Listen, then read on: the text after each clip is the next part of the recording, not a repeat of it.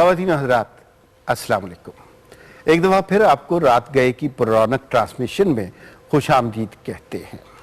जैसे कि पहले भी कई दफ़ा जिक्र हो चुका है, रात गए की दास्तान का मरकज़ी किरदार आप लोग हैं। आपसे हमारा राब्ता रहना बेइंतहा ज़रूरी है। आपका फीडबैक हमारे लिए बहुत अहम है। जो काबिल कद्र शख्सियात हमारे प्रोग्रामों में आती हैं, उनसे अगर आप कोई सवाल करना चाहते हैं, कोई बात करना चाहते हैं, किसी राय का इजहार करना चाहते हैं, तो बहुत सारे तरीके हमने इस प्रोग्राम में रखे हुए हैं। एक तरीका तो फेसबुक है। फेसबुक पे हमारा पेज है रात गए के नाम से। उस पर आप अपने कमेंट्स दे सकते हैं, कोई सवाल कर सकते हैं, अपनी राय का इजहार कर सकते हैं। ट्विटर हैंडल हमारा वो भी रात गए है। अगर आप चाहें और आपके पास फुर्सत हो और आपका दिल चाहे कि ईमेल पे राब्ता करें, तो हमारा ईमेल एड्रेस है raatgaye@ptv.com.pk। और अगर आप लाइव ट्रांसमिशन में लाइव कॉल पे बात करना चाहें तो हमारे टेलीफोन नंबर आपकी स्क्रीन पर आ रहे होंगे। आप वो नंबर नोट कीजिए, डायल कीजिए और इस प्रोग्राम में डायरेक्ट बात कीजिए। कल के प्रोग्राम में एक साहब का फ़ोन आया, जिस तरह ये नंबर चल रहे हैं इसी तरह उन्होंने नंबर देखा और आकर उन्होंने बहुत अच्छी बात की। उन्होंने कहा एक ज़माने में पाकिस्तान टेलीविज़न राग रंग का एक प्रोग्राम पेश किया करता था, लेट नाइट, जो सिर्फ और सिर्फ क्लासिकल मौसीकी के हवाले से होता था, इसी काम के लिए मुख्तस था। अब उस तरह के प्रोग्राम नहीं होते। क्लासिकल म्यूज़िक हमारे माशरे से कम होता जा रहा है।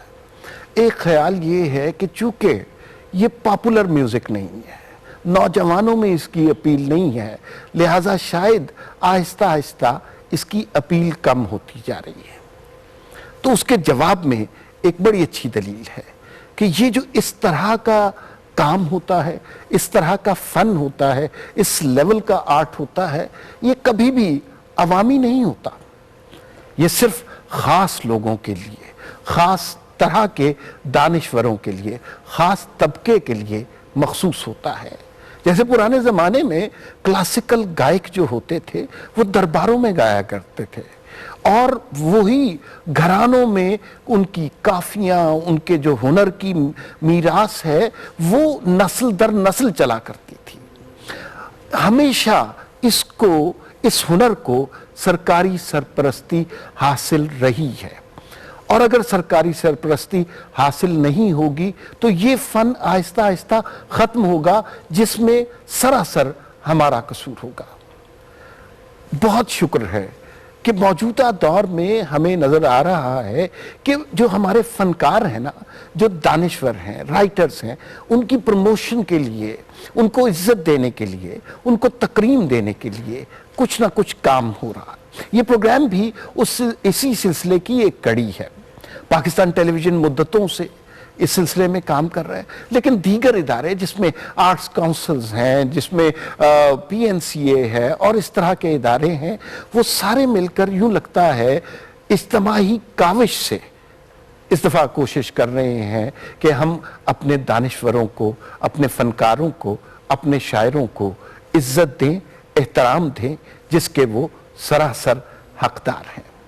हमारे आज के प्रोग्राम में मेहमान जो हैं वो बड़े वर्सटाइल हैं, लेकिन बड़े काबिल कदर लोग हैं।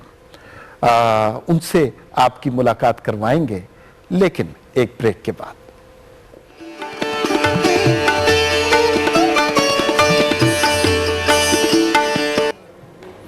ख़वातीन हज़रात, एक दफ़ा फिर आपको खुश आमदीद कहते हैं रात गए की पुरौनक ट्रांसमिशन में।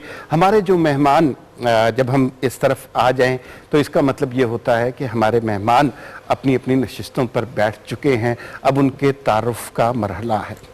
बड़े काबिल कदर, बड़े अच्छे लोग हैं और जो जमालियात का एक रुख माशरे के लिए बड़ा ज़रूरी होता है, वो रुख ये लोग अपने अपने हुनर से, अपने अपने अंदाज से, उसलूब से, लहन से पेश करते हैं। जो हमारी पहली मेहमान हैं बहुत अच्छी शायरा हैं, कॉलम भी लिखा, अफसाना भी लिखा, ड्रामा भी लिखा और बहुत सी किताबें लिखी जिन्हें लोग बहुत ही शौक से पढ़ते हैं। बेशुमार अवार्ड हासिल कर चुकी हैं और कई ममालिक का दौरा कर चुकी हैं। इनका शेर जितना कागज़ पर निखरता है उतना ही मुशायरे में बोलता है। मैं बड़े एहतराम से इस्तकबाल करता हूँ मोहतरमा बुशरा एजाज साहिबा का। आप इस ट्रांसमिशन में तशरीफ़ लाएं, हमारे लिए बड़ी इज्जत की बात। बहुत शुक्रिया आपके बुलाने का। जो हमारे दूसरे दोस्त हैं वो शेर नहीं लिखते, कहानियाँ लिखते हैं, किरदारों पर बात करते हैं, अफसानों में गुम रहते हैं। सारी ज़िंदगी इन्होंने कहानियाँ लिखी, कभी वो अफसाने की शक्ल बन गई, कभी वो नावल की शक्ल बन गई। पाकिस्तान टेलीविज़न से इनका बुनियादी तौर पर ताल्लुक़ है। PHA में इसके अलावा डायरेक्टर भी हैं। टीवी पे ये न्यूज़ कास्टर की हैसियत से जाने पहचाने और माने जाते हैं। पाकिस्तान हार्टिकल्चर अथॉरिटी में ये एक बड़े जिम्मेदार ओहदे पर काम कर रहे हैं। इनके अफसानों के 5 मजमूए आ चुके हैं और 7 नावल अभी तक आ चुके हैं। इनसे बात होगी कहानियों की, किरदारों की। मैं बहुत शुक्रिया अदा करता हूं अली नवाज शाह का कि वो इस ट्रांसमिशन में तशरीफ लाए। मेहरबानी जी, आपका बहुत शुक्रिया जी। और जो तीसरे मेहमान हैं, जाहिर है मौसीकी का सिलसिला तो इस ट्रांसमिशन की जान है, बड़े काबिले इज्जत लोग हैं और मैं इन लोगों से मोहब्बत भी बहुत करता हूं, खौफजदा भी रहता हूं। मोहब्बत करने की वजह जाहिर है इनका फन होता है, खौफजदा होने की वजह ये होती है कि ये इतने बड़े लोग हैं तो कहीं किसी जुमले से नाराज ना हो, तबीयत खफा ना हो या मेरी तरफ से कोई बेअदबी ना हो जाए।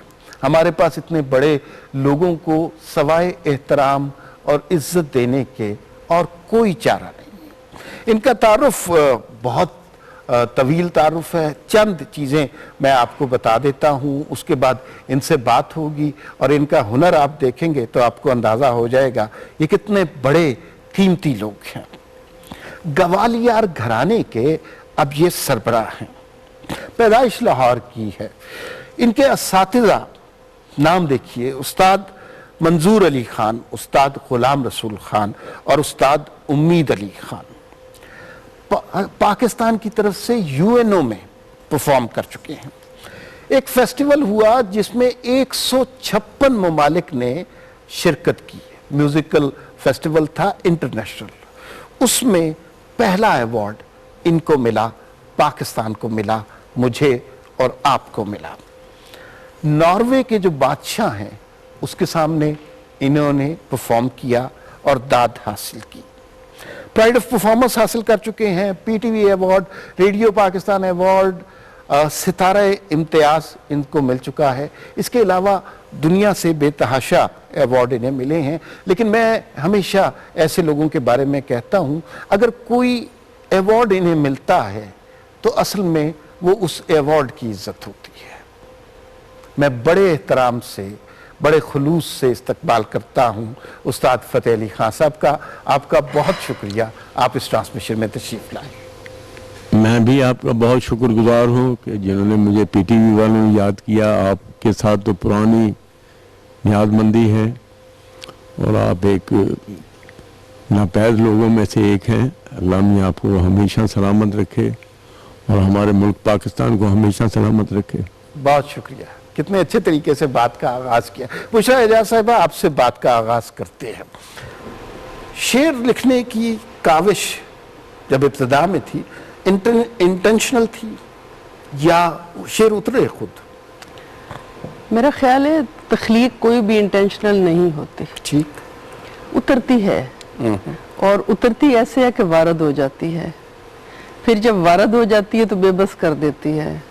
फिर वो कहती है बैठ जाओ और मेरी बात सुनो, फिर उसकी बात सुनना पड़ती है।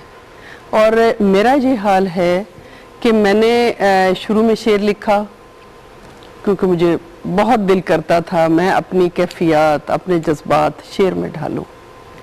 शेर पढ़े भी थे, क्लासिकल शायरों को पढ़ा भी था, मगर मेरे साथ अजीब हुआ कि उर्दू लिखते लिखते एकदम से कहानी की तरफ आ गई।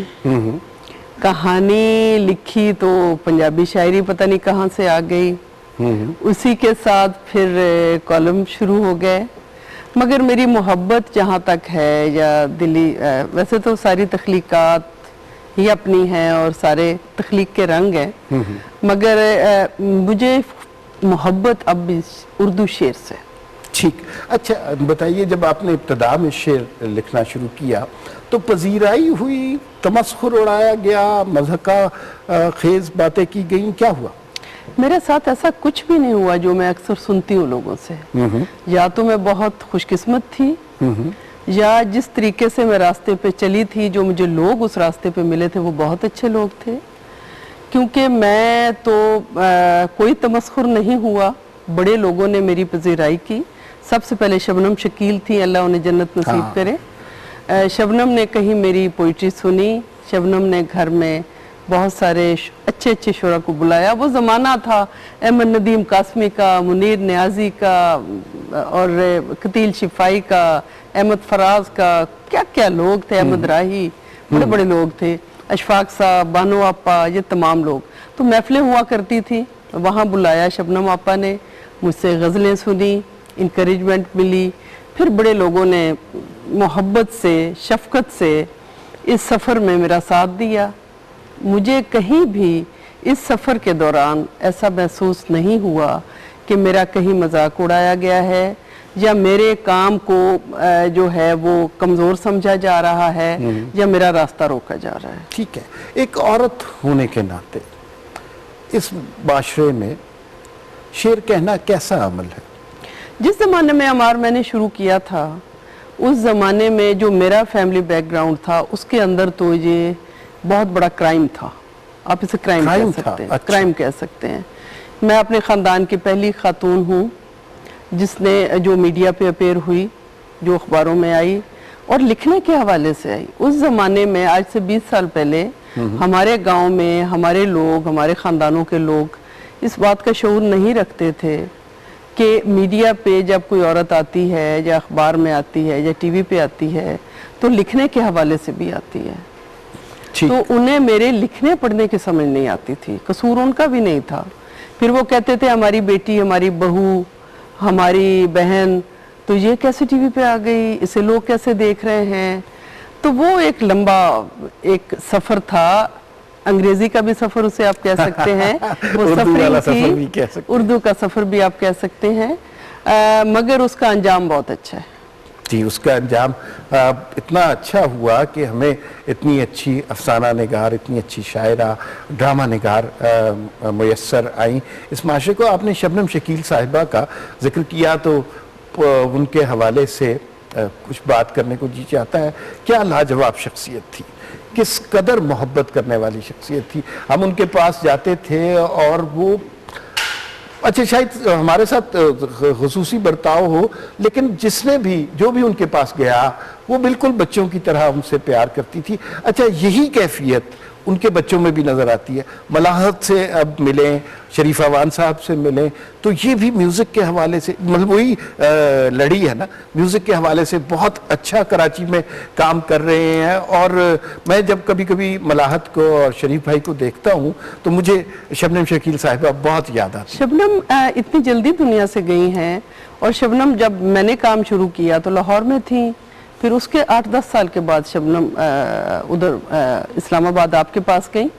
मगर मैंने उस ज़माने में बहुत से लोगों को ये देखा। खालिद अब्दुल अजीज साहब थे, सायरा हाशमी अब छोड़ गई, काम को गोशा नशीन हो गई, वो थी। उस ज़माने में बज़्म हम नफ्सा होती थी और उसमें बड़े ज़बरदस्त हम लोगों की महफिलें होती थी, कहानी भी पढ़ी जाती थी, शायरी भी सुनाई जाती थी, पजीराई भी मिलती थी, तौसीफ़ भी होती थी, समझाया भी जाता था, जहाँ से ये करो, जहाँ से वो करो, मोहब्बत से। तो मैं देखती हूँ मजमूई तौर पर, अगर उन हालात का बारे में आज सोचूं तो मुझे ये लगता है वो लोग ही बहुत बड़े और अच्छे लोग थे जो छोटों को आगे बढ़ने का मौका देते थे, जूनियर्स को रास्ता दिखाने में, रहनुमाई करने में, हाथ पकड़ के आगे बढ़ाने में, उनकी मदद करने, वो सारे लोग ही बहुत अच्छे थे। उनमें शबनम भी एक थी। सही। और जो इस ज़माने के लोग हैं ना, जो नौजवान नस्ल है, उन्हें आप जैसे असातिज़ा मुयस्सर हैं, ये भी बड़ी खुशबख्ती की बात है। अच्छा, हमारे दूसरे मेहमान हैं अली नवाज शाह। कहानियों के हवाले से नीलम अहमद बशीर को आप सारे जानते हैं, हमारी बड़ी अच्छी दोस्त है। वो हमेशा जब शायरों को सुनती है ना तो बड़ा गुस्सा करती है। वो खुद भी शायरा बनने की अच्छा, कोशिश करती है। तो करती है। और लेकिन नीलम का एक वो भी आ रहा है बयाज, शायरी जी, बयाज भी आ तो रही वो जो है ना, वो हमेशा कहती हैं कि भाई ये किसी महफिल में बैठे होते हैं तो हर दूसरा आदमी कह देता है कि भाई गजल सुना दे, नज्म सुना दे। हम बेचारे अफसाना निगार ना किताब साथ लेके जाते हैं, ना कोई अफसाना सुनने की फरमाइश करता है, तो हम क्या करें? अली, ऐसा आपके साथ भी होता है? जी बिल्कुल, ये बिल्कुल मसला होता है इसमें। देखें, जो गुलकार है, फनकार, इतने बड़े फनकार हमारे साथ बैठे हुए हैं, इसी तरह जो शायर है वो थोड़ी देर में 3, 2, 4 मिनट में अपना जो है वो कुछ ना कुछ दाद ले लेता है। शायरी सुनाएगा शायर या गुलकार है, तो बेचारा अफसाना निगार या नावल वो खोलेगा, अगला डर जाएगा। यार ये सारे सफ़े हमने सुनने हैं। इधर पार्टी हाउस में मैं उसका आजकल सेक्रेटरी हूँ हल्का अरबाब ज़ौक़ का। हल्का अरबाब ज़ौक़ 1949 से 50 से वो काम हो रहा है, उसमें शेर व अदब का। तो वहाँ ये वाकई मसला होता है कि शॉर्ट स्टोरी राइटर वो जैसे ही निकालते हैं ना, तो आधे तो लोग वैसे ही नीचे उतर जाते हैं कि यार हम जरा चाय पी आते हैं। तो ये कहानी कहने वाले के लिए, लेकिन कहानी एक ऐसी खूबसूरत चीज़ है, एक ऐसी एक रोमांटिक कहानी हो, मुआशरे की कोई कहानी हो, कोई फैमिली की हो, ये हमारे ये शायरी से पहले की है, दास्तान गोई। सही। और ये चली वैसे पैरेलल है, ये अरेबिक जो पोइट्री है, साला साल हो गए और सदियां गुजर गईं, तो ये शेर कहना और कहानी कहना ये पैरेलल चल रहे हैं और ये इंसान की फितरत में बसे हुए हैं। बिल्कुल। और इनसे इंसान को अलग, म्यूजिक भी उसके साथ ही है, सारे फनून खास तौर पे। अच्छा, जब ये ड्रामा नहीं हुआ करता था, जैसे एक्टर्स नहीं थे, ये भी कोई इसकी बहुत पुरानी हिस्ट्री नहीं है, स्टेज प्ले जो है, तो ये एक ऐसा हमारे साथ है जो नसर निगार। अच्छा, मज़ाह निगार के साथ भी एक प्लस उसको पॉइंट मिल जाता है कि वो जैसे मुश्ताक यूसुफी साहब हैं, वो गुफ्तगू करते हैं, घंटों बात करते हैं और क्या तो खूबसूरत बंदे हंसते ही रहते हैं। हाँ। चाहे अगर 500 का बैठे हैं ना आगे ऑडियंस, तो सारी मुस्कुरा रहे होंगे, हंस रहे होंगे। तो शॉर्ट स्टोरी राइटर को थोड़ा, लेकिन इसका हल हमारे दोस्त हैं, जंग में लिखते हैं, मुबश्शिर अली ज़ैदी, उन्होंने बड़ा अच्छा हल निकाला। हाँ। जी, उन्होंने 100 लफ्जों की कहानी लिखी। जिस तरह, और मैंने देखा है कि जिस तरह लोग शेर की फरमाइश करते हैं ना, हाँ, 100 लफ्जों की कहानी की फरमाइश उनसे हो रही होती है और वो सुना देते होंगे, जुबानी याद होती होगी। अच्छा, लेकिन ये भी एक बहुत इतना ज्यादा जो है ना मुख्तसर करना, इख्तिसार जो है, ये फिर वो लुत्फ नहीं आता। जाहिर है, लेकिन वो एक फॉर्म है, वो एक सिन्फ है, छोटी सी अखबारी पॉइंट ऑफ व्यू से। अच्छा, बहुत ज्यादा अदबी गुफ्तगू का जब इस प्रोग्राम में हो जाए तो हम किसी अच्छे से शायर या शायरा से कलाम की दरख्वास्त करते हैं। हाँ जी, बिस्मिल्लाह, ये तो बड़ी अच्छी बात है। क्या सुनाएंगी आप? जो कहें, एक नज्म सुना दूं जी? बिस्मिल्लाह। औरतों पे, जी जी जी थोड़ी सी क्लासिकल टच की। जी जरूर। नज्म का उन्वान है आखिरी औरत। आखिरी औरत। आखिरी और पहली औरत। ये एक तवील नज्म है, उसके 2 हिस्से में पेश करती जी हूँ। बिस्मिल्लाह। मैं अजली गम की सांसों में भरी आहा वो आखिरी औरत हूँ, आहा जिसके बाद इस बूढ़ी जमीन पर और कोई औरत ना आएगी। आहा मैं अजली गम की सांसों में भरी वो आखिरी औरत हूँ, जिसके बाद इस बूढ़ी जमीन पर और कोई औरत ना आएगी। असातीरों के हैरत जा जमाने मेरे अंदर हैं। वाह। मैं सदियों का तकल्लुम हूँ, मैं कालिदास की नज़मों का हुस्ने नामुकम्मल हूँ। आहा मैं बैरागन पुरानी, हंसनी मौलैनी, मैं तीखी कुदमनी, आहा सोने की शम्मा, मक्खन का तेल, लौबान की बत्ती। आहा मैं पाली संस्कृति अहद का किस्सा, सदाए मसनवी रूमी की खुद से गुफ्तगू हूँ का इशारा हूँ। आहा मैं अरबी और इब्रानी की पूरी आबरू, आहा मुझे बांसों के जंगल में मेरा अपना कबीला छोड़ आया था। आहा, बांसुरी जंगल से आई थी, महा माया के होंठों से लगी जिंदा हुई। ये सारे इस्तियारे कालिदास की नज़मों के और पाली के शायर थे, सामंत मुख और एक और शायर थे, उनकी नज़मों के इस्तियारे हैं। बांसुरी जंगल से आई थी, महा माया के होंठों से लगी जिंदा हुई, मेरी नए नेस्ता को ढूंढती है। वाह, अजब है आशनाई का ये पिछला मोड़, जिसमें हैरतो हसरत को ओढ़े देखती हूँ, आहा, खुद में खुद को, आहा, खुद में खुद को चोर बुक्कल का मगर जाता नहीं है। आहा, मस्जिदों से फिर अजानें गूंजती हैं, वाह, खाली मिंबर बेनिमाजे वक्त की तफहीम लिखते हैं। आहा, मैं सजदे में गिरे आंसू उठाऊं तो मेरी मेहराब जलती है। आहा, ए मेरे असर, मैं बीबी हूँ नेक आली घराने की, मेरा शजरा छुपाए मुंह मियाँ हाफिज मोहम्मद की दुआएं रो रहा है। आहा, मुझ पे तोहमत शायरी की है, आहा, मुझ पे तोहमत शायरी की है। और अगला हिस्सा है, मैं खाली हाथ हूँ प्यारे, संभालूं किस तरह पूरी मोहब्बत, आहा, कलेजा जल न जाएगा, आहा, मेरे तलवे नहीं तांबे के, सारे आबले इस दिल का जेवर हैं। आहा, सारे आपले इस दिल का वो जेवर। दुख जो मेरे पुरखों ने उठाए थे, मुझे दिन रात उनको तापना है। आहा, अब्बा जी की काली गुरगाबी से लिपटा था मेरा बचपन, आहा, अभी तक गुमशुदा है ढूंढना है। अम्मी जी के हाथ का गोंधा हुआ आटे का पेड़ा हूँ, आहा, अभी रहना है मुझको देर तक काले तवे पर, रोटी बनने का अमल आसान नहीं प्यारे। वाह, वाह, वाह, वाह, वाह, वाह, वाह, बहुत अच्छे।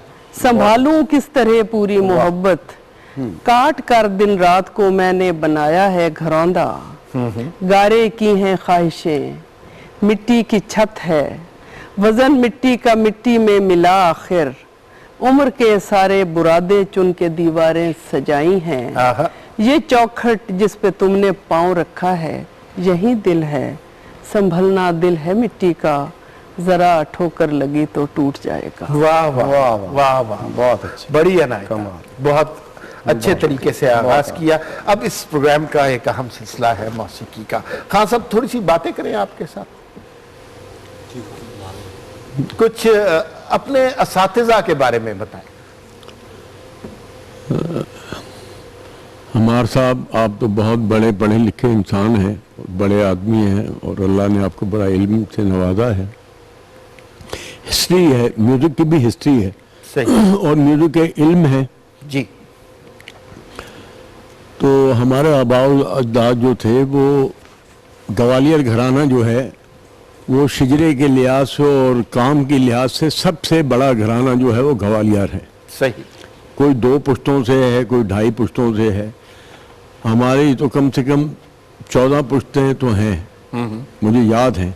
सही, तो तानसेन, मियाँ तानसेन जो थे वो ही बूझी थे ग्वालियर घराने के। अच्छा, फिर बहुत बड़े गायक हुए हैं, उनमें दाता हदू खां बहुत बड़े गायक थे। और उसके बाद जो पंजाब में गाना लेकर आए और सिंध में और अफगानिस्तान में, उनका नाम था मियाँ बन्ने खां। सही, वो हदू खां के शागिर्द थे, हमारे परदादा थे। और हमारे बुजुर्गों को यहाँ अमृतसर के पास नंगली नौशहरा में जागीर मिली थी, जो शेरशाह सूरी ने दी थी, सही, गवैयों की जागीर। सही, तो बादशाहों के पास ही रहे और बादशाहों के ही गायक थे। तो मैंने अपने बुजुर्गों को देखा तो मेरा दिल ये चाहता था कि मैं इन जैसा हो जाऊं। तो मुझे कोई काम नहीं आता, यही काम सीखा जो उन्होंने बतलाया उसी पर, और फिर अल्लाह ने मेहरबानी की और खुदा की बहुत मेहरबानी है। अब किस चीज से आगाज कर रहे थे? मैं आपकी खिदमत में हजरत अमीर खुसरो की एजाद राग है जिसका नाम ईमन है, उससे शुरू करता हूँ, फिर जो आपका हुक्म होगा। बिस्मिल्लाह।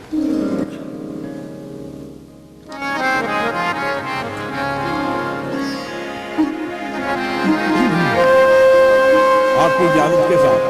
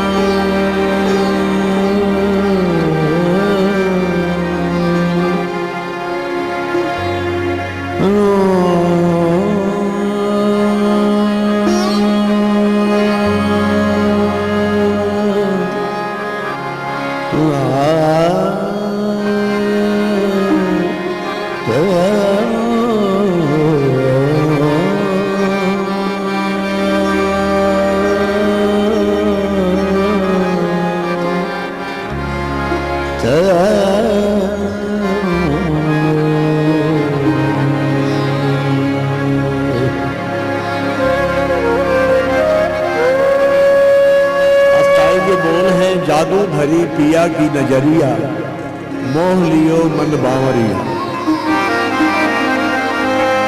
जादू भरी पिया की नजरिया, जादू भरी पिया की नजरिया, जादू भरी पिया की नजरिया, मोह लियो मन बावरिया। जादू भरी पिया की नजरिया, जादू भरी पिया की नजरिया।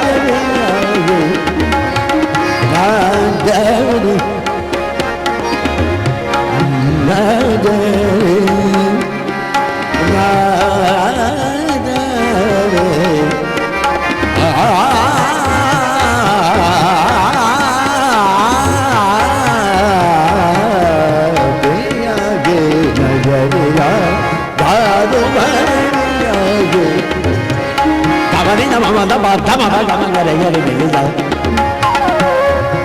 नजरिया नजरिया नजरिया जादू भर दिया के नजरिया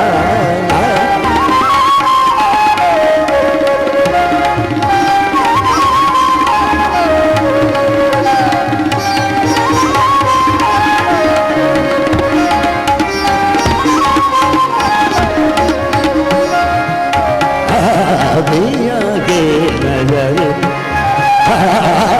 भैया के नजर आया आया आया जाया दो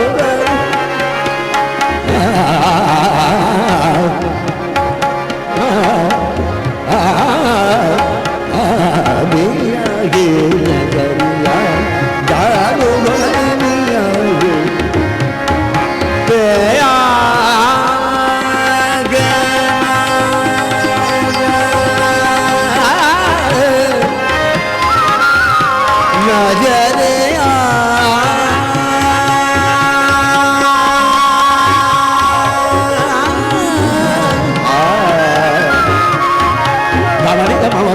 Baba gama gare gare gare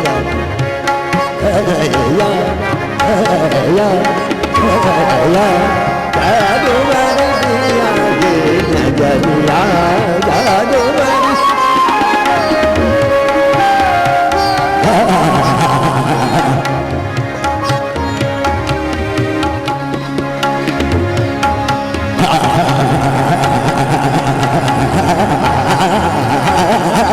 भैया के नजरिया जादू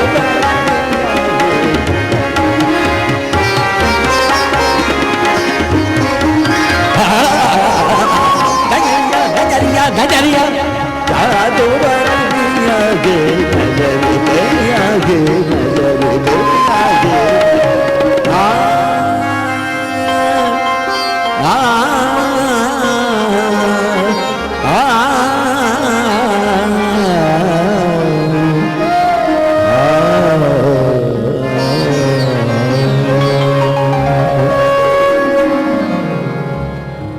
वाह खान साहब वाह। मुझे इस बात का एतराफ़ है कि मुझे क्लासिकल मौसीकी से बहुत ज़्यादा शनासाई नहीं है और मैं मानता भी हूँ, लेकिन जो कुछ मैंने आपसे सुना सीखा इस थोड़े से अरसे में वो कानों को भला लगा, खूबसूरत लगा। बहुत शुक्रिया, बड़ी नवाज़। अच्छा, शायरी की तरफ दोबारा आते हैं। कुछ शायर होते हैं जो बुनियादी तौर पर नज़्म लिखने में सहूलत महसूस करते हैं, कुछ का मैदान गजल होता है। आपका मैलान किस तरफ है? देखिए, मेरी अगर शायरी को देखें तो उसमें नज़में ज़्यादा हैं और मगर मैलान कह लें उसे, मुझे लगता है कि कोई भी तख्लीक है, शायरी पंजाबी की मैं जब लिखती हूँ या उर्दू की लिखती हूँ तो वो एक शक्ल बनी हुई मेरे पास आ जाती है। ठीक, मैं कोशिश से कुछ नहीं बनाती। हाँ, अगर ये आप कहें कि सहूलत के हिसाब से तो नज़्म में शायर को ज़्यादा आसानी है कहने की, बात बढ़ाने की, फैलाने की, बात को बयान करने की। गज़ल ज़रा पाबंद है, मगर मैं देख रही हूँ कि इस दौर की जो गज़ल है उसके भी मज़ामीन फ़र्क हो गए हैं। ठीक, अब वो मेरी भी खाली ख़वातीन के हुस्न की, उनकी आँखों की बात नहीं करती, ठीक है, या उनके चेहरों की या उनके बालों की बात, यानी ख़वातीन की मदा और सराई नहीं करती, वो दुनिया के हक़ाइक़ की भी बात करती है, दुखों और सुखों के। मैंने खुद ऐसी गज़लें लिखी हैं, जदीद जिन्हें आप गज़लें कह सकते हैं, मैंने खुद लिखी ये आपके कहने को ये कि गज़ल के मौज़ूआत में अब तनव्वुअ आ गया है और अब मुख्तलिफ किस्म के मौज़ूआत गज़ल में बल्कि उसमें एक तो नज़्म है जिसे आप एक मैटर के अंदर आप देखते हैं। एक प्रोज नज़्म की बड़ी बहस चली थी, डॉक्टर वज़ीर आगा नहीं मानते थे और कासमी साहब भी नहीं ज़्यादा उसको अप्रिशिएट करते थे। तो अब मैंने देखा है कि बाकायदा उसको शायरी का हिस्सा मान लिया गया है। और प्रोज नज़्म के फिर मज़ामीन अगर आप उसको देखें या उसके आप फैलाव देखें तो वो फैलाव उसका बेपनाह है, प्रोज पोइट्री का भी।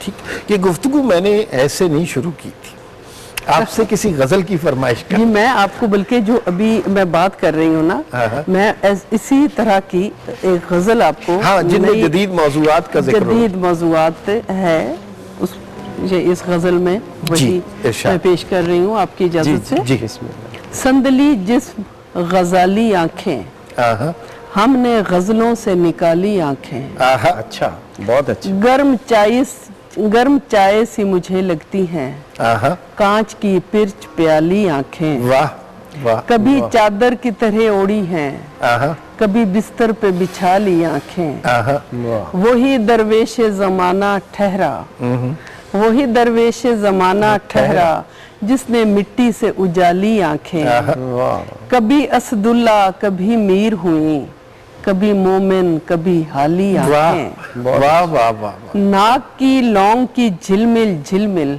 आहा, ये मेरे कान की बाली आंखें, आहा, बहुत अच्छा, हुजराए जात में जा ठहरी हैं, ये है दरगाहों की पाली आंखें, वाह वाह वाह वाह। ये शेर दोबारा सुनाए। हुजराए जात में जा ठहरी हैं, ये है दरगाहों की पाली पाली आंखें, तेरी दहलीज पे बैठी हुई हैं, आहा, तेरी दहलीज पे बैठी हुई हैं, एक मुद्दत से सवाली आहा, आंखें, बहुत बड़ा अच्छा, बहुत अच्छा। नींद जाती है सकून जाता है, नींद जाती है सकून जाता है, दे गई आज विखाली आंखें, पंजाबी का उसमें है। अच्छा, और उसको दुनिया में नहीं मिलती पनाह, आहा, उसको दुनिया में नहीं मिलती पनाह, जिसने ख्वाबों से सजा ली आंखें, वाह, मोतिया जूही चंबेली जैसी, मोतिया जूही चंबेली जैसी, सुंदरी तेरी गुलाबी आंखें, वाह वाह वाह, और बंद कमरों में किसे ढूंढती हैं, ये मेरी खाल मखाली आंखें, वाह, पर्स में रख के मैं घर से निकली, आहा, पर्स में रख के मैं घर से निकली, कैसे लोगों ने चुरा ली आंखें, वाह, बहुत अच्छे। कभी लड़की कभी औरत है ये, आहा, कभी पूजा कभी थाली आंखें, वाह वाह, और सारे महबूब दुखों को रोई, सारे महबूब दुखों को रोई, थाम कर रोजे की जाली आंखें, आहा, वाह वाह, बहुत अच्छा, सारे महबूब दुखों को रोई, थाम कर रोजे की जाली बहुत अच्छा, आंखें, अच्छा शेर। और पंज सूरे की तरह लगती हैं, आहा, पंज सूरे की तरह लगती हैं, मुझको अम्मा की मिसाली आंखें, वाह वाह वाह, आहा, लग ना जाए इन्हें दुनिया की नजर, आहा, मैंने चुपके से छुपा ली वाह आंखें, वाह, बहुत और अपनी जानिब ना कभी देख सका, आहा, अपनी जानिब ना कभी देख सका, जिसने आंखों से मिला ली आंखें, वाह वाह वाह वाह, अपनी जानिब ना कभी देख सका, जिसने आंखों से मिला ली आंखें, आहा, कोई बुत है बड़ा दिलगीर सा बुत, आहा, कोई बुत है बड़ा दिलगीर सा बुत, जिसने पहनी है ख्याली आंखें, आहा, वाह वाह, बहुत अच्छे, बहुत अच्छे। बहुत अच्छे। ये एक जदीद गजल में आपसे कह हाँ, रही थी ना हाँ, कि और इसमें सारे यही मज़ामीन हैं, बड़े मेरी मज़ामीन ख्वाहिश हैं, थी, मैं यही मेरी तमन्ना थी कि जब हम जदीद गजल की जदीद मौजूआत की बात करते हैं तो कोई इसी तरह की चीज सुनी जाए। अली नवाज हमारे साथ तशरीफ रखते हैं। अच्छा भाई, कहानी मैंने भी अफसाना लिखा, बाज़ औक़ात ये होता है कि एक लम्हा लगता है कहानी अंजाम से, आगाज से अंजाम तक आपकी गिरफ्त में यूं आती है, और बाज़ औक़ात आप कोशिश किए जाते हैं, ख्याल अच्छा होता है, किरदार भी बन रहे होते हैं, मकालमा भी जहन में आ रहा होता है, अंजाम नहीं होता। जी देखें, कहानी एक लंबी बहस है कि कहानी और अफसाने में क्या फ़र्क है। अफसाना ये जो इससे रिलेटेड बात है जो आप कह रहे हैं कि कहानी के अंजाम को बाज़ औक़ात बंदे के जहन में होता है, बाज़ औक़ात नहीं होता। ठीक, एक लफ्ज़ से शुरू करता है बंदा अफसाना, और उसके जहन में ये होता है कि हमने कोई रोमांटिक जो है तरफ लेके जा रहे हैं, ठीक, एक रोमानवी उसमें एक तासुर है और हमने खूबसूरत तहरीर देनी है। लेकिन उसके साथ साथ जैसे बंदा चलता है ना, जैसे अभी ये शायरा इतनी अच्छी बात कर रही है, रिलेटेड बात है कि कुछ चीज़ें उतरती हैं, ठीक, कुछ शेर जो होते हैं वो बने सवरे घड़े घड़ाए मिल जाते हैं, सही, कुछ के लिए शायर को बड़ी मेहनत करनी पड़ती है। इसी तरह कुछ अफसाने जो है वो ऐसे सामने ऐसे ही आते हैं। और एक मसलन पिछले रात को एक मैंने ख्वाब देखा, तो 3-4 बजे की बात होगी, एकदम मैं जागा, ख्वाब में ऐसे लम्हा मुझे, मैं एकदम उठ गया और मैंने लिखना शुरू कर दिया। तो ये ऐसी चीज़ें होती हैं, कहानी है, यहाँ तक कि जो नावल है, अगर हम नावल, कुछ चीज़ें हम कहानी में या अफसाने में समूह, कहानी होती है एक मुसलसल ज़िंदगी के एक हिस्से को आप उसमें तहरीर में जो है वो बंद कर देते हैं। मेरा सवाल इतना था, जी। ना लिखी जाने वाली कहानियों का कल्क कहानी निगार के दिल में होता है? इसका जवाब मैं आप दोनों से लूंगा, अच्छा, ये लेकिन लोग इस प्रोग्राम में शिरकत भी करना चाह रहे हैं, टेलीफोन कॉल्स भी आ रही हैं, देखते हैं किससे क्या बात होती है। हेलो हेलो हेलो, मेरे ख्याल में कॉल ड्रॉप हो गई। अच्छा, अब बात बड़ी मजेदार, आप ना लिखी जाने वाली कहानियों अच्छा, का ये कल्क, किसी एक कहानी का ये उन्वान भी हो सकता है कि ना लिखी भी हो सकता है यार, आप बैठे हैं। अच्छा, जो ना लिखी जाने वाली कहानी है, कितना बड़ा एक फलसफा है इसके पीछे, कि बंदे के जहन में एक कॉन्सेप्ट आता है और उसको मुकम्मल होता है, हाँ, लेकिन नहीं लिखी जाती, नहीं लिखी जा, ये इसी वो शायरी की तरह है, ये फिर उतर आता है। इख्तिताम जो है ये फिर अल्लाह मियाँ इख्तिताम, कुछ लोग कहते हैं हम कहानी बनाते हैं, हम कहानी अच्छी बना लेंगे, लेकिन कहानी का जो अंजाम है ये वाकई वजदान की तरह उतरता है। कहानी वदियत होती है, इसका मतलब। देखिए, अभी आपने बात की टीवी ड्रामों की भी, हम टीवी, आप भी एक जगह थे, मैं भी थी, पुरानी बात है, जी जी, वहाँ कहानी बनाई जा रही थी एक सीरियल की, ठीक, बहुत सारे लोग मिलके कहानी बना रहे थे, सही, कोई किसी कैरेक्टर की, कोई किसी कैरेक्टर की, कोई किसी कैरेक्टर की बात कर रहा था। जो टीवी सीरियल के लिए आप कहानी है वो आप बनाते हैं, जैसे आप एक मजदूर, तरखान, मिस्त्री हैं, आप ये ब्लॉक जोड़ेंगे, ये जोड़ेंगे, ये जोड़ेंगे, उसको सेट करेंगे, फिर टीवी एंटरटेनमेंट का मीडिया है, उसमें चलानी है, रेटिंग भी लेनी है, ये वो उसके सारे प्रॉब्लम है। जिस कहानी तख्लीकी की हम ख़ास अदब की बात करते हैं, ये कहानी एक कैफियत की तरह, जो मेरा तजर्बा है वो उतरती है। अच्छा, जब उतरी तो मेरी अभी इस वक्त 4 कहानियां अधूरी पड़ी हैं। एक लड़के की जो मुआशरे से बहुत बागी है और बाप को भी गालियां देता है और मुआशरे को भी सही बातें सुनाता है, और वो जैसे एक नाखुश लोग होते हैं, उसकी आधी कहानी लिख के मैं बैठी हूँ 4 साल से, सही, मुझसे आगे लिखी नहीं जा रही। बिल्कुल सही है। अच्छा, इस पे हम मजीद बात करेंगे, एक कॉल भी आ गई है, जी, जी। उनकी बात भी सुन लेते हैं। हेलो, अस्सलाम वालेकुम। वालेकुम अस्सलाम, आपका नाम? मोहम्मद जाबिर बात कर रहा हूँ लाहौर से। जी, क्या कहना चाहेंगे? मैं ये कहना चाह रहा हूँ सर कि मैंने सन 65 की जंग का नाम, मेरा बुजुर्गों ने तराना लिखा था, लेकिन मैंने ये पास टाइम कॉल किसी टीवी प्रोग्राम में की है, तो ये सामने जो आंटी बैठी हुई है वो शायरी मेरे ख्याल में करते हैं, तो मैं चाह रहा था कि मैं आपने, उन्होंने जो लिखा था वो पास टाइम मैं टीवी से सुनाना चाह रहा हूँ, तो मैं अल्फाज ध्यान नहीं कर रहा कि मैं किस तरह ये शुरू करूं, क्योंकि दूसरों से घबराहट भी हो रही है, मैं क्योंकि लाइव देख रहा हूँ आप लोगों को सब। ठीक है। अच्छा, देखिए, अभी इसमें हमारे पास कुछ थोड़ा सा टाइमिंग का मसला है, अभी हमने एक ब्रेक पे जाना है। आपने कॉल की, आपका बेइंतहा शुक्रिया, और आपसे जो कुछ आप सुनाना चाहते हैं इसी प्रोग्राम में या किसी और प्रोग्राम में हम जरूर सुनेंगे। आपका बहुत बहुत शुक्रिया। बहुत देर हो गई, खान साहब से बात नहीं हुई, खान साहब नाराज ही ना हो गए? नहीं, नहीं, नहीं। अच्छा, खान साहब क्या सुनाएंगे? ठुमरी खमाज है, क्योंकि राग के बाद, ख्याल के बाद फिर ठुमरी का एक दर्जा है, फिर काफी है, फिर गीत है, फिर गजल है। ठुमरी खमाज है, बोल है इसके ननदिया काहे मारे बोल, लाज की मारी बिस खाए मरू मैं।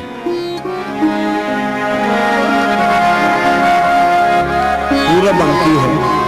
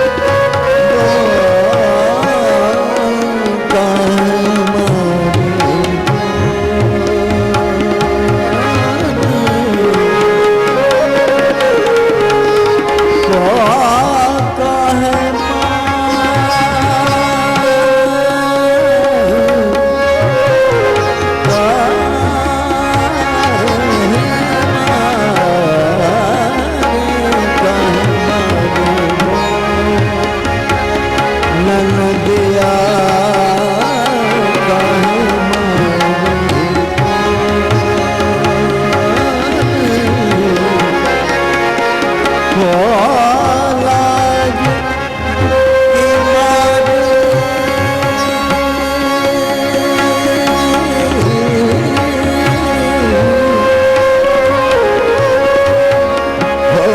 लाज की मारे बिछ खाए मरूं मैं काहे मारू गो ननदिया काहे मारे गो ननदिया काहे मारे गो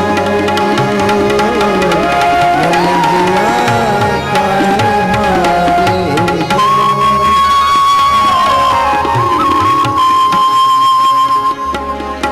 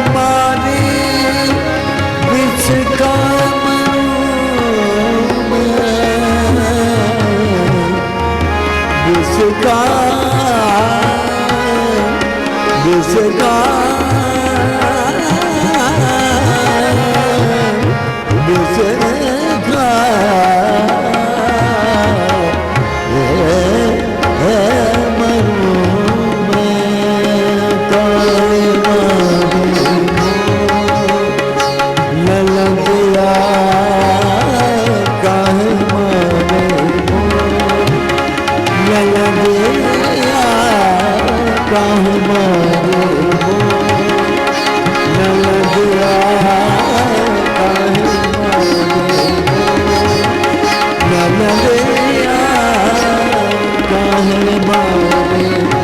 गो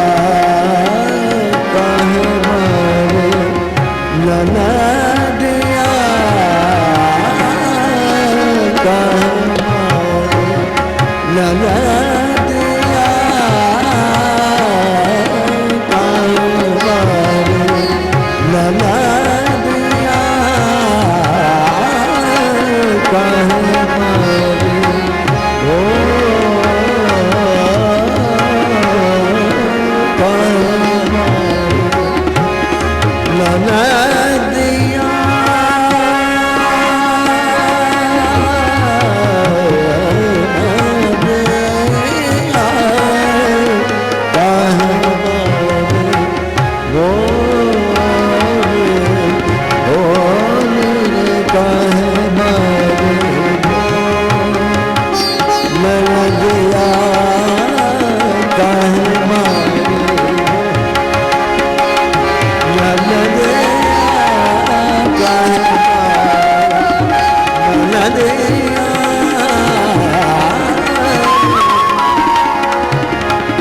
काहे मारे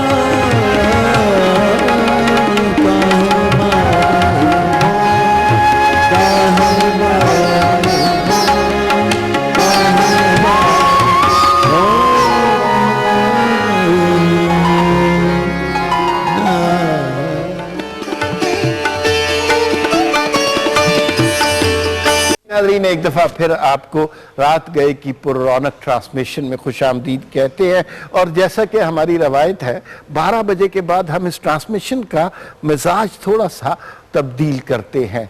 मंगल का दिन है और आज इस दिन के हवाले से हम एक सेगमेंट ऐड करते हैं जो कि इस प्रोग्राम के साथ बिल्कुल मैच करता है, और वो है कि किसी न किसी किताब का तारुफ।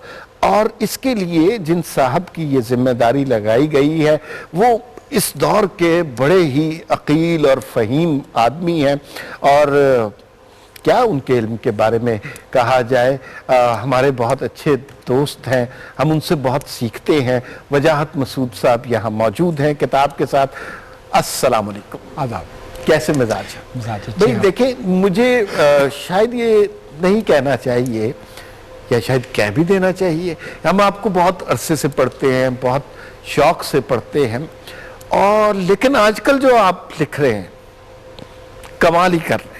और मुझे अभी पिछले हफ्ते जो आपका कॉलम छपा, मैंने बड़ी कोशिश की, और आप बड़े आदमी हैं, फ़ोन उठाना वगैरह कोई ऐसी ज़रा मुश्किल होता है, तो मैंने आप बड़ी मुश्किलों से भाभी के तवस्सुत से बात की, और उस कॉलम को की तौसीफ के लिए वो फ़ोन किया गया था। हमार भाई आपका एहसान है। आज के दौर में मुझे तो ये लगता है कि कोई किसी को पढ़ ले तो लिखने वाले को एहसानमंद होना चाहिए, कुछ सही। सुन ले हाँ हाँ, तो गाने वाले को एहसानमंद होना चाहिए। हम ऐसे दौर में हैं, हमारे यहाँ एप्रिसिएशन, तहसीन, खूबी को जानना कुछ कम हो गया है। ज़्यादा चलन ये है कि हम खामियां एक दूसरे की तलाश करते हैं। सही। वो शायद हमें सहूलत महसूस होती है, लेकिन मैं नहायत शुक्रगुजार हूँ। मुझे लग रहा है कि आप किसी अजनबी आदमी का जिक्र कर रहे हैं, जाहिर है ये मेरा नहीं, मैं तो आपका दोस्त हूँ। नहीं, अच्छा, ये जो आपने बात की ना, इस पे खैर बहुत बात हो सकती है कि तौसीफ होनी चाहिए, तहसीन होनी चाहिए फनकारों की। मैं खान साहब बैठे हैं, बेअदबी होगी, लेकिन मैं अगर ये ना सुन रहे हों तो मैं चुपके से एक जुमला कह दूं, और मुझे उम्मीद है कि वो नहीं सुन रहे। तो वो ये है कि इस दौर में अगर कोई बेसुरा गा रहा है ना, कोई बेताला बजा रहा है, तो वो भी गनीमत है। वो भी सोसाइटी कम से कम वो उसने सुर को, उसने कम से कम गाने की सरगर्मी को अहमियत तो दी। एग्जैक्टली। वो यही वक्त, यही तवानाई कहीं और भी सब कर सकता। उस्ताद को तो आज आपने खैर बुला के हाँ। ये मेरे ख्याल में यादगार शाम होगी, और हाँ, तो हाँ। बहुत लेकिन नियाज़मंद हम है इस पुराने। गुफ्तगू के दरमियान तवक्को कर रहे हैं कि खान साहब ये गुफ्तगू नहीं सुन रहे। जाहिर है, जाहिर है। अच्छा जी, किताब की तरफ आ जाए। कौन सी किताब है, क्या तारुफ है, मुसन्निफ कौन है? लंदन से आदाबर्स। लंदन से आदाब। मैं आदाब आपको नहीं कर रहा, लंदन से ये आगा अशरफ है। ठीक। आगा अशरफ की ये किताब लंदन से आदाबर्स एक तारीखी किताब है। 72 बरस बाद इसे दोबारा से मुदव्विन करके इंजीनियर राशिद अशरफ हैं कराची में, बहुत अच्छे मुहक्किक हैं। और इससे पहले भी चिराग हसन हसरत और दूसरी अदबी जो हमारी तारीख का हिस्सा हैं उस मीरास को ये रिक्रिएट करते हैं, रिवाइव कर रहे हैं, आसान उस पे ज़बान में उसका एक प्रीफेस लिखते हैं, उसको लेके आते हैं। आगा अशरफ का तारुफ बहुत मज़े का है। ठीक है, आगा अशरफ का तारुफ मैं आपसे जरूर सुनूंगा। मेरी एक इल्तमास है आपसे कि इस किताब का टाइटल जरा इस तरह कर दें ताकि हमारे जो लोग देख रहे हैं इस किताब को पहचान भी लें, और किताब खरीदना बहुत जरूरी है लोगों के लिए। आप इस किताब का टाइटल देखें, इसके मुसन्निफ का नाम जानें और फिर तलाश करें इस किताब को, ताकि पब्लिशर भी मजबूर हो इस किताब को ज्यादा से ज्यादा पब्लिश करने पे। जी, आगा अशरफ की ये किताब लंदन से अदावर्स। आगा अशरफ मोहम्मद हुसैन आज़ाद के पोते थे। अच्छा। आगा मोहम्मद इब्राहिम जो वाहिद औलाद थे मोहम्मद हुसैन आज़ाद की जो बालिग उम्र तक पहुंचे, ये उनके मंझले साहबजादे थे। अच्छा। 1912 में पैदा हुए, 1962 में इंतकाल हुआ, सिर्फ 50 बरस की उम्र, सिर्फ 50 बरस। सही। और उसमें ये इन्होंने all India radio Delhi station पे काम किया, इन्होंने देहरादून स्कूल में अंग्रेजों को उर्दू पढ़ाई, इन्होंने लंदन यूनिवर्सिटी में और कैम्ब्रिज में उर्दू पढ़ाई। ये बीबीसी की उर्दू सर्विस के बानियों में से एक थे। अच्छा। ये नाजिम थे बीबीसी के उर्दू सर्विस के और चीफ अनाउंसर थे। और जो इनकी आवाज़ थी, ज़ाहिर है ज़ुबान इनकी मिरास, जो मोहम्मद हुसैन आज़ाद के पोते, ये पोते आगा बाकिर के, जिन्हें 1857 में फांसी दी गई थी। सही। आगा अशरफ की जो ये किताब है, ये इस लिहाज से और भी ज़्यादा तारीखी अहमियत रखती है कि आगा साहब गए थे सितंबर 39 में लंदन, 1939 सितंबर, एंड वो महीना जब आलमी जंग शुरू हुई थी। अच्छा। हाँ। तो एक बिल्कुल तारीखी दौर को, ख़ास तौर पे वो 4 महीने जब हिटलर लंदन पे बमबारी कर रहा था 1940 के, ये इन्होंने देखे। और रेडियो पे ये असल में प्रोग्राम हिंदुस्तान के सिपाहियों के लिए था, फौजियों के लिए था जो सिंगापुर में, बर्मा में, यूरोप में, उस वक्त फ्रांस में लड़ रहे थे, उनके लिए था। लंदन से आदाब बरस। अम्मार भाई, मैं आपको इसकी उर्दू के बारे में क्या बताऊं, यानी एक तो ये हो गया कि भी मोहम्मद हुसैन आज़ाद के घराने से हैं, लेकिन बाकी भी हैं उसी घराने से। इनकी नस्ल, कभी आपने कूजे में जमी हुई खीर खाई है ठंडी? सही। एक लफ्ज जो है फारसी, अरबी या हिंदी का टांका नहीं है। अच्छा। धुली हुई नस्ल है, यानी मोहम्मद हुसैन आज़ाद एट हिज बेस्ट। अच्छा। और लहजे में शराफत है। ठीक। और एक खास चूंकि अहद की बातें हो रही हैं, ये 1944 में वापस आ गए थे, पाकिस्तान की गवर्नमेंट के साथ वाबस्ता रहे। इक़वाम मुत्तहिदा में ये इंफॉर्मेशन डिपार्टमेंट में थे जब इनका इंतकाल हुआ 1962 में, और सिर्फ 50 बरस के। ठीक। मैं आपकी इजाज़त से चंद लाइनें, ताकि पढ़ने वालों को अंदाज़ा हो कि उर्दू, यानी जिसे हम चूँकि अहले ज़बान नहीं है तो हमारे ज़रा तसन्नो आ जाता है। ये थे तो दिल्ली वाले, लेकिन ये पले बड़े पैदा हुए लाहौर में। सही। मोची दरवाजे में। तो मोची दरवाजे में पैदा होने वाले आगा अशरफ की ज़बान, जी जी, एक मैंने ऐसे निकाला ऐसे इत्तेफाक से, लंदन की एक खिड़की, ये टाइटल है। लंदन की एक खिड़की। एक खिड़की। मैं अक्सर सोचता हूं कि अगर मेरे मकान में ये खिड़की ना होती तो लंदन की जिंदगी किस कदर बदमजा रहती। सही। बहार के मौसम में हर रोज सुबह उठकर मैं नंगे बुच्चे दरख्तों पर सब शगुफे बढ़ते देखकर दिल को इत्मीनान देता हूँ कि अब सर्दी का जमाना खत्म हुआ। गर्मी के खुशगवार मौसम में सामने बाग की सब घास और फूलों की क्यारियां मुझे बताती हैं कि इंग्लिस्तान वाले गर्मी पर क्यों जान देते। सही। ना कोई मुहावरा, ना कलमी, ना फारसी, ना अरबी, ना हिंदी, खालस धुली हुई जुबान। सही।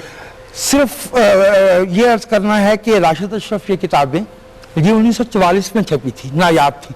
ठीक। 72 बरस बाद इसको नए सिरे से शाये किया गया है और निहायत कम कीमत पे ठीक। हैरानकुन बात है कि इस कीमत की किताब मार्केट में मिलना मुश्किल है। और ये नस्ल 19 मज़ामीन है अच्छा और एक से बढ़कर एक, कहीं वो वायसराय से मिल रहे हैं, ठीक, कहीं वो चर्चिल की तकरीर सुनने गए हैं, सही। कहीं वो लंदन पे बमबारी का हाल बयान कर रहे हैं, कहीं वो लंदन में उर्दू वालों का हाल बयान कर रहे हैं, अच्छा कहीं उन्होंने जो है वो ओरिएंटलिस्ट ग्राहम बेली, जॉर्ज ग्रेसन, उनके बारे में तवील, और लेकिन वही नसर, वही ताजगी, वही फ्रेशनेस।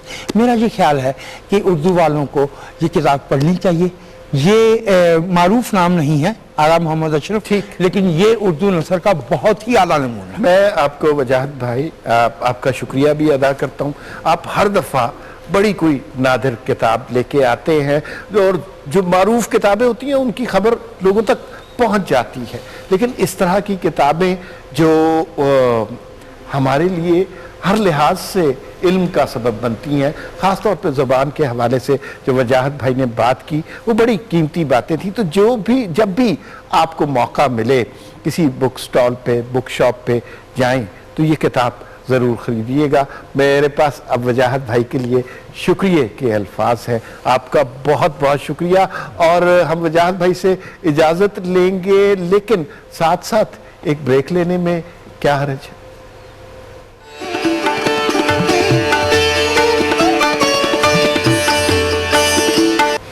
नाज़रीन, एक दफ़ा फिर आपको रात गए की ट्रांसमिशन में खुश आमदीद कहते हैं। वजाहत मसूद ने अभी जिस किताब का तारुफ कराया वो उन्होंने तोहफे में मुझे दी। ये मैंने बताना इसलिए ज़रूरी है कि हमारे जो प्रोड्यूसर हैं मोहसिन जाफर साहब, उनसे मेरा झगड़ा और किसी बात पे नहीं होता, किताब पे होता है। लेकिन मैं बड़ा खुश होता हूँ कि आजकल कम ऐसे प्रोड्यूसर हैं जो किताब पढ़ते हैं, किताब समझते हैं, और हमारा झगड़ा शुक्र है ज़मीनों के मामला पर नहीं होता, किताबों पर होता है। तो मोहसिन साहब ये किताब मुझे वजाहत साहब ने दी है, अपनी मर्जी से दी है, ये किताब मेरी है। अच्छा, बहुत से लोगों से आपकी मुलाकात रही और किसी के हवाले से कोई बात शेयर करना चाहें? बहुत सफ़र किया मैंने कतील शिफाई साहब के साथ, अजहर जावेद होते थे, अमजद इस्लाम अमजद, मैं उन्हें अमजद भाई कहती हूँ, उनके साथ बड़े सफ़र किए, बड़ा मज़ा रहता है। एक दफ़ा मुनीर नियाज़ी साहब के साथ भी बहुत सारे सफ़र किए। तो एक दफ़ा हम, एक छोटा सा वाक़या मुझे अक्सर याद आता है उनके बारे में। मैं 2 दिन पहले उनकी मिसेस से मिली, बेगम नाहिद मुनीर नियाज़ी से, तो वहाँ भी उनके साथ इसको शेयर कर रही थी कि वो, आप जानते हैं, एक इंतहाई मासूम, एक ऐसे इंसान थे कि जिन्हें देख के लगता था कि पता नहीं ये कहाँ से आके, जैसे मुनीर नियाज़ी एक मासूम, खूबसूरत, उजले और पता नहीं बहुत एक बाकमाल सी की शख्सियत थी, जुमले उनके बहुत ज़बरदस्त होते थे।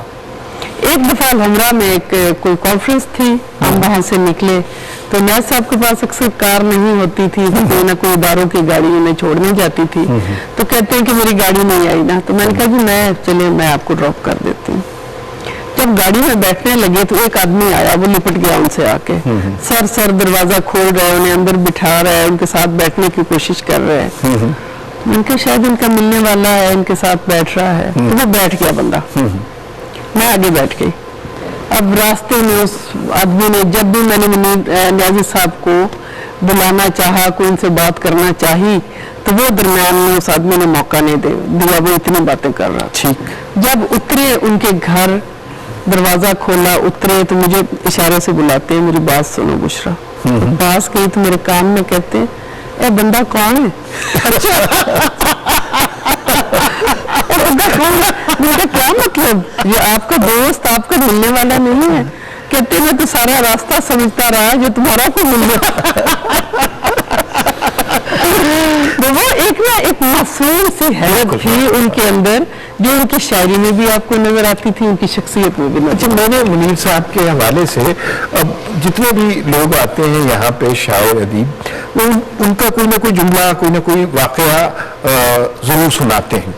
मुझे ये अंदाज़ा होता है कि मुनीर साहब के ना मूड्स होते थे, एक शरारत का मूड होता था, और लेकिन जब शहारत का मूड उन पर तारी होता था तो उससे ज्यादा अक्ल शख्स कोई नहीं मिलता। दिल बहुत खूबसूरत थे उनके, और वो कह भी देते थे। लिहाज भी नहीं करते। अच्छा, उनकी मुनीर साहब की एक छोटी सी मुनीर नियाजी साहब की बात मुझे याद आई कि मुझे कहते हैं अली नवाज, मैं उनके घर चला जाता था कभी कभी, अली नवाज आज दिल कर रहा कि वैगन पे बैठ के ते पूरे शहर दे चक्कर लाइए, ऐसे मोटी सी आवाज में आराम आराम से बोलते थे।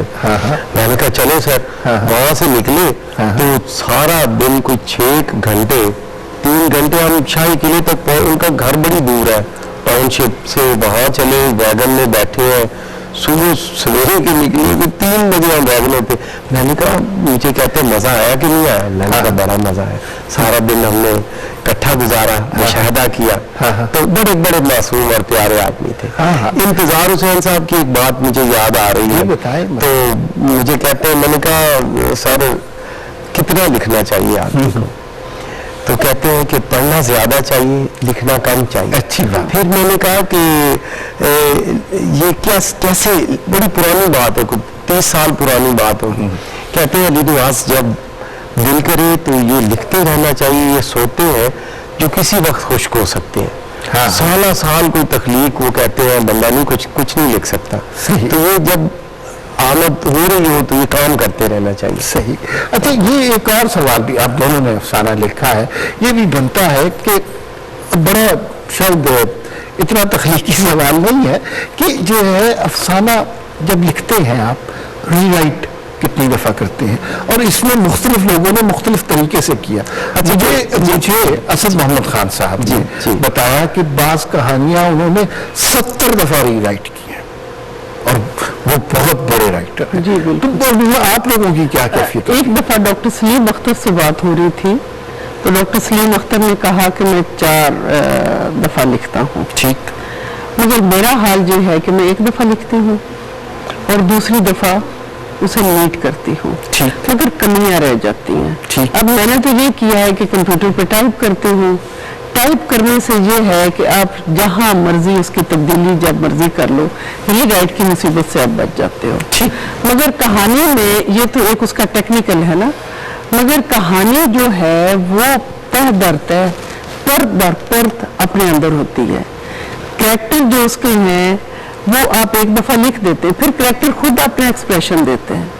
ठीक है। तो वो राइटर को पता होता है कि अब कैरेक्टर का जो एक्सप्रेशन है तो ये हमें लेकर कहाँ जाने वाला है। ठीक है। तो कहानी का तकाजा भी होता है और कुछ कैरेक्टर की डिमांड भी ऐसी होती है कि आपको कई दफा उस पर बहुत मेहनत करनी। बिल्कुल सही है। इस दफा हम गजल की फरमाइश करेंगे, लेकिन खान साहब से करेंगे। जरूर। खान साहब गजल सुनाएंगे।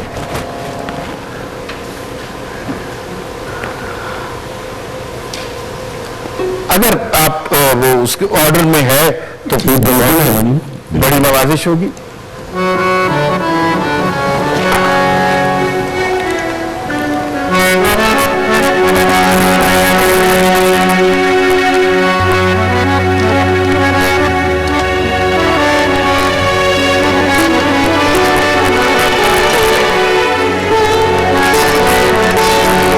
साहब ने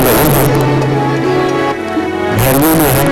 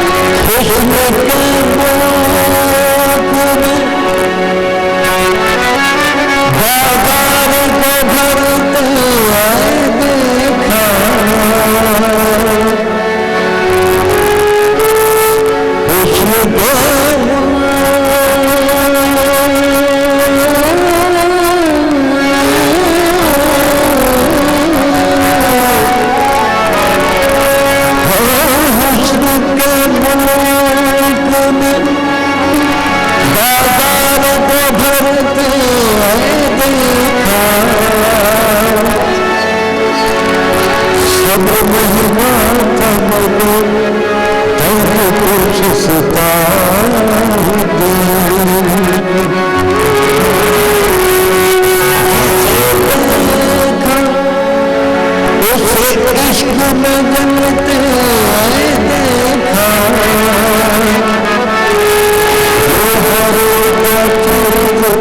पत्थर को पिघलते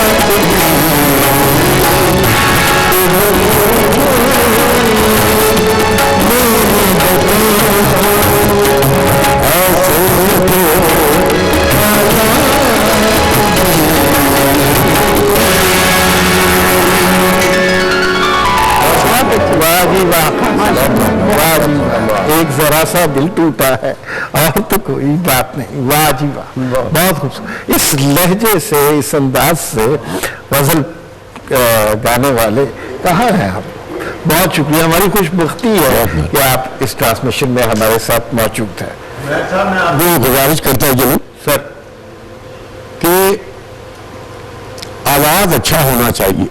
ठीक, अगर आवाज में रोशनी नहीं है, सुर नहीं है, लोच नहीं है, गुदाज नहीं है, तो वो कुछ भी गाए वो सही नहीं है। सही। और जो क्लासिकल गाएगा और सीख कर गाएगा और ध्यानक ना गाए, अच्छा गाए, नरम करके गाए, तो वो कुछ भी ठुमरी गाए, काफी गाए, गजल गाए, गीत गाए, तो वो सब सिंफों को बआसानी गा सकता है। बिल्कुल सही। शर्त ये है कि सीखना बहुत अशद जरूरत है सीखने की। और जो सीख कर गाएगा वो अच्छा गाएगा, सीख कर नहीं गाएगा, कैस्टों से उड़ाएगा, रिकॉर्डिंग से उड़ाएगा, तो वो परफेक्ट फनकार नहीं। आपकी इजाजत से आपको एक बहुत अच्छी आवाज में एक बहुत अच्छी गजल सुनवाएं। आप सुनाएंगे? माशाल्लाह। गजल नहीं सुनाऊंगी, मैं आपकी इजाजत से, अगर आप कहें तो। जी जी। आप मैं मेरा ख्याल है आखिरी चीज सुनाऊंगी अब। हाँ हाँ, वक्त थोड़ा है हमारे पास। जी। उर्दू की सुनाऊं कि पंजाबी की सुनाऊं? आपकी सवाबदीद पे है नहीं, ये। मेरे पास तो पंजाबी की भी है, उर्दू की आप भी है। पंजाबी की सुनाना चाहती हैं? पंजाबी मैं पंजाबी की, आपकी इजाजत से। जी क्यों बड़ी अच्छी। ये पंजाबी की हालात हाजरा पर सही। और औरत की आवाज में एक इस मिट्टी की बेटी जो है ठीक। वो क्या सोचती है। ठीक। मैं मालन उजड़े बाग दी, हाँ, इसका उन्वान है। मैं मालन उजड़े बाग दी, मैं मिसरा विच खिजां, मेरे हत्थां लीकी मोतड़ी, मैं कबरां विच रहां, मैं नौहा अपनी जात दा, मैं किकन गजल कहां, मैं किक्कर गजल कहा। मैं रेत चन्हा दी तस दी, मैं रावी विछी तरे, मैं सिंध सागर दी मुमड़ी, मैनू जेलम जेलम कह, मेरा रंग रंगीला मुखड़ा होया नीलो नील अजीब। ये मिट्टी कह रही है। सही। मेरा रंग रंगीला मुखड़ा होया नीलो नील अजीब, कह वणक वणक दे जहरी हम शुकन मेरे करीब। वे रांझिया जोगी बेलिया बेलिया, वे रांझिया जोगी बेलिया, तेरे बेले विछे नाग, तेरे संग तेरे तो निखड़े, तेरे चोरी हो गए भाग। वे वंजली वालिया सुतड़िया, हम जाग वे बीबा जाग, सुन सच्चन साइया सिंध दिया, सुन लाल कलंदरा हिंद दिया, सुन खाजा चोलस्तानिया, सुन पाक पतन दिया जानिया, मैं अजला दी विरागन, मैं फूड़ी अपनी जात दी, मैं मिस्र बाजारा विकदी, मैं पूनी कत्ता रात दी, मैं बाजी गरां दी रस्सी, मैं डिग्गी डिग के हसी, मैं अपने गल दी फाही, मैं मुड कदीनी साही, मैं हिजर विछोड़े जीवा, कद कूका माही माही, मेरे नाल पुराने हौकड़े, मैं सौकन अपनी जात दी, मैं डाहे इशक मुसले, मैं ताकड़ी पिछली रात दी, मैनू लबो लब गवाओ, मैनू नाल रीता परनाओ, मेरे ख्वाब मेरे तो डाडे, इन्हां ख्वाबां नू दफनाओ, मैनू कड्डो विच कबीलियों, हुण मेरे तो शर्माओ, मैं रिज़क पुराने इश्क दा, मैं काफी शाह हुसैन, मेरे नैन पुराने वर्के, जिथे लिखे आशका वैन, मैं चढ़ दरगाह रूमी, मेरा नाम है मुशक कफूर, क्यों मेरे नेड़े बह गयो, वे मिर्जिया जाहूं दूर, मैं हुजरे शाह मुकीम तो निकली हाँ नंगे पैर, मेरे लेख धरत दियां पीड़ा, जिन्हें लिया है मैनू घेर, मेरे हाथ प्रीता मैंदड़ी, मेरी चुन्नी चार चुफेर, मेरी लालो लाल उदासड़ी, मैं हुई ढेरों ढेर। बहुत बहुत बहुत अच्छे, बहुत अच्छे। अच्छा, आपकी इजाजत से अली नवाज हमारे साथ मौजूद हैं। अब प्रोग्राम का आखिरी वक्त है, एक इनका अफसाना है। अब देखिए ना, अफसाना निगार से भी फरमाइश करनी है ना हमने, जर्द लिबादे उसका नाम। बिल्कुल। अच्छा, पूरा अफसाना उसके पूरे लहन के साथ, सियाक़ो सबाक़ के साथ तो नहीं पढ़ा जा सकता, बहुत ही खूबसूरत अफसाना है। अगर उसकी अब्रिज्ड फॉर्म, उसका इख्तिसार के साथ जिक्र हो सकता है कहानी का? क्यों नहीं जी, ये मुख्तसर सी कहानी है। एक गली है छोटी सी, गरीब, मोहब्बत पे परवान चढ़ती है और दोनों के दिल में बड़ी मजबूत और सच्ची मोहब्बत होती है। वक्त उन्हें अलग कर देता है एक दूसरे से। उन इब्तदाई दिनों की मोहब्बत में वो बड़े शौक से एक ना जर्द रंग का स्वेटर बुनती है, तो वो उसे गिफ्ट करती है। ठीक। और अब दोनों अलग हो जाते हैं, दोनों की शादी हो जाती है। एक दिन वो गरीब औरत होती है, वो महबूबा, उसके बच्चा होता है छोटा सा, तो वो रेडी पे पुराने कपड़े पड़े होते हैं, स्वेटर, कोट शोट, इस तरह की चीजें। वो ऐसे एकदम रुक जाती है, देखती है तो वो पहचान लेती है। वो स्वेटर उसका वही होता है जो उसने उसे अपने महबूब के लिए बुलाता है। उसके दिल में मोहब्बत हमेशा जिंदा होती है, हमेशा से, वो उसे भूली नहीं होती।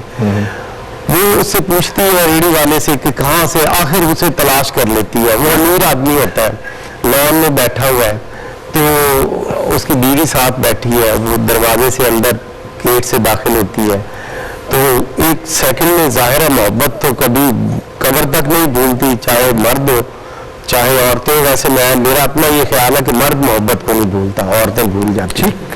इस पर बड़ी लंबी बहस हो। अच्छा, अब वो देखता है, मर्द उसे पहचानता है और अपनी बीवी को एकदम बदल के अदाकारी करते हुए कि ये कोई गरीब है, इसे बुलंद आवाज में इसे कुछ दे के रुखसत कर दो। वो औरत के हाथ से वो स्वेटर वहाँ गिर जाता है और वो जल्दी से बाहर चली जाती है। ठीक। अब वो औरत, उसकी बीवी कहती है तुमने उसे, लगता है वो तुम्हें जानती थी, शक्की जैसे बीवी होती है। उसने कहा ये तुम्हें जानती थी? तो वो कहता है हाँ, वो मुझे जानती थी, मैं इसे जानता था। मैं जब पहले मेरी शादी हुई तो मैं एक दफा रोया था तुम्हारे सामने और मैंने अपने आंसुओं से वो मोहब्बत जो थी ना वो बहा दी थी। आज इसी तरह ये औरत मुझसे मोहब्बत अब भी करती है। अब ये जाएगी, आज ये रोएगी और फिर ये आंसुओं से वो मोहब्बत अपने दिल से निकाल देगी और अपने बच्चों के साथ और खामद के साथ वफादारी से रहेगी जैसे मैं रह रहा हूँ। और ये स्वेटर उठा लेना, इसको फिर कभी किसी को मत बेचना और उसे वो उठा के अलमारी में टांग। बहुत अच्छा, बहुत ये बड़ा ही अच्छा मैसेज है। अच्छा, खान साहब के पास गए हुए हमें बड़ी देर हो गई। खान साहब आप क्या सुनाएंगे? आपकी खिदमत में पंजाबी गीत है और ये नए अंदाज से है। ये मेरे ताया उस्ताद मौली खान का गाया हुआ है, बहुत पुराना रिकॉर्ड है। मैंने तेरे दिया सोना हो लबदा ना, जी, बैठा रहा तेरे को लबदा ना। जी जी।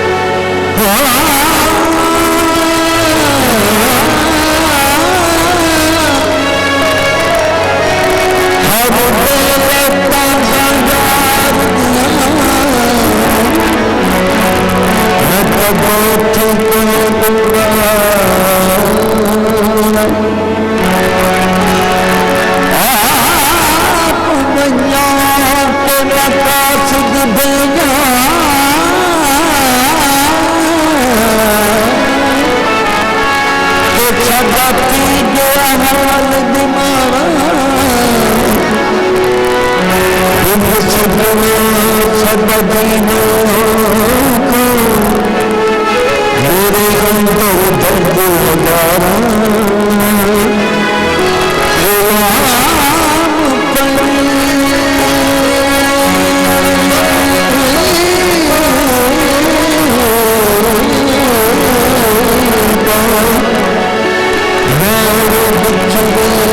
चिड़ी कूदे बतावा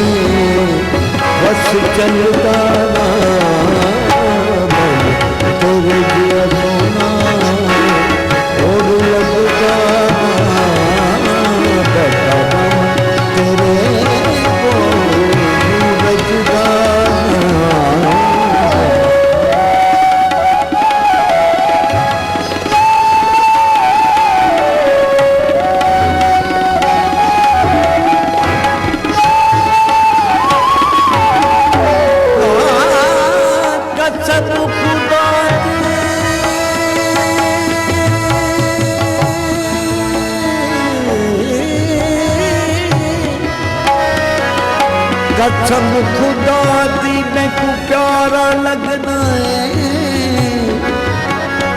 तू तना हथ रोल बेगाने लगे बदन में कुमारियां चमका तनु हिक लगे तू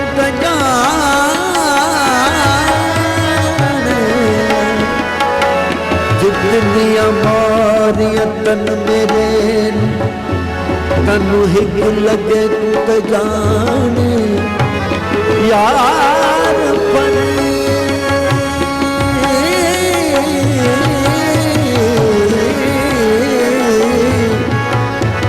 यार परेगा दिल ओथे दइए ते जिते अगला भी कदर जाने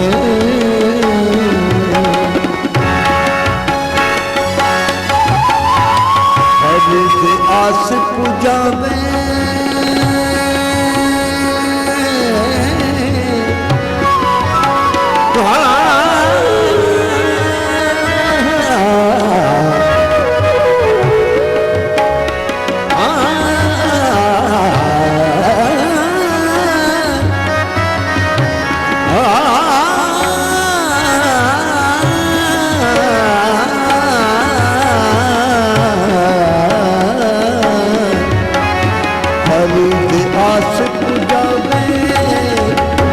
खैर दावे फरीद आस पुजावे वेला खैर दावे सानू माही मिलावे सानू माही मिलावे रूरज दाना तेरे जिया सोना और लगदाना तेरे को सूरज दाना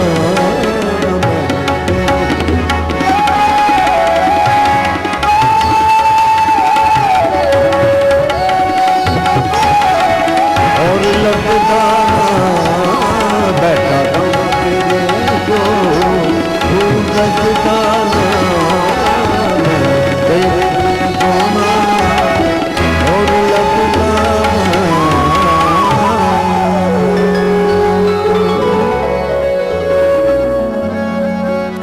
खान साहब बहुत ही लुत्फ है, बहुत ही बहुत नवाज़। मुझे समझ नहीं आती किस तरह आप जैसे बड़े लोगों का शुक्रिया अदा करूं।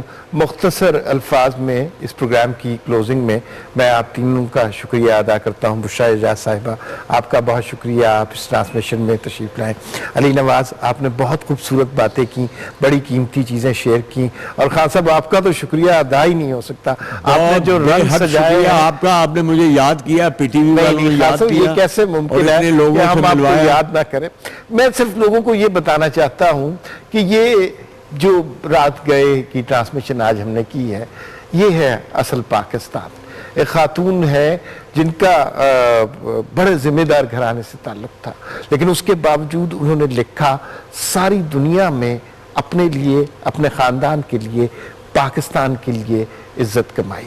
एक और लिखारी हैं जिन्होंने कम्युनिटीज़ पे लिखा, दहशतगर्दी पे लिखा, ट्रांसजेंडर्स पर लिखा और वो पिसे हुए तबकात के बारे में लिखा। और एक फनकार है कि दुनिया भर में जब इंटरनेशनल म्यूज़िक फेस्टिवल होता है तो जो पहला अवार्ड होता है वो इन्हें नहीं मिलता, वो पाकिस्तान को मिलता है। बेशक, वो मुझे मिलता है, वो आपको मिलता है। तो ये है असल पाकिस्तान की तस्वीर। अल्लाह पाकिस्तान को सलामत रखे, ये है तो हम हैं। बिल्कुल सही है, ये तस्वीर आपको दिखाना मकसूद थी। आपसे बहुत ही मोहब्बत से और खुलूस से मैं इजाज़त चाहता हूँ। आखिर में खान साहब, हमारी रवायत ये है कि हम जब इजाज़त ले लेते हैं तो हमारे जो क्रेडिट्स नाम आते हैं ना, वो किसी धुन के ऊपर आते हैं। वो आपकी अपनी मर्जी है, अब आप क्या बजाना चाहें। मेरी तरफ से आप तमाम लोगों को खुदा हाफिज।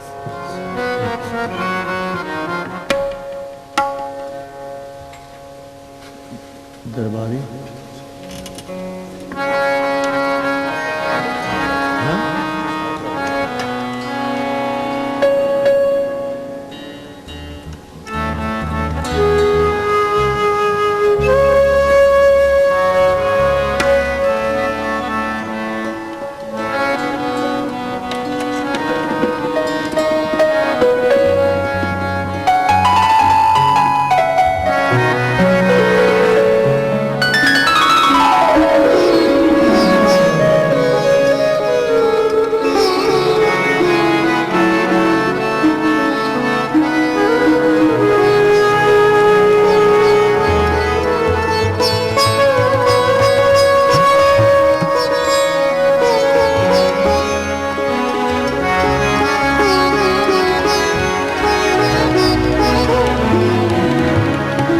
मुख्तसरन आपकी खिदमत में राग दरबारी पेश करता हूँ। राग दरबारी का असल नाम शुद्ध कानड़ा है, कानड़ों में से है।